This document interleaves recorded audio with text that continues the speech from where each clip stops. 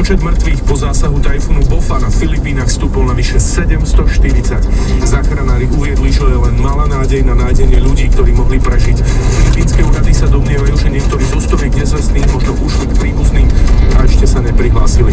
Tajfún Bofa bol najhorším počas tohto ročnej sezóny. Jeho následky postihli takmer 5,5 milióna ľudí. Škody na domoch a poliach dosiahli v prepočte 134 miliónov eur. Armstrong prišiel o všetky svoje tituly.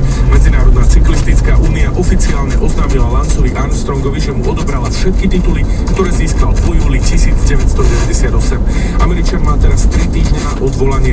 41-ročný Texasan, ktorý získal rekordných 7 titulov na prestížnych pretekoch Tour de France, dostal za užívanie dopingu doživotný zákaz činnosti.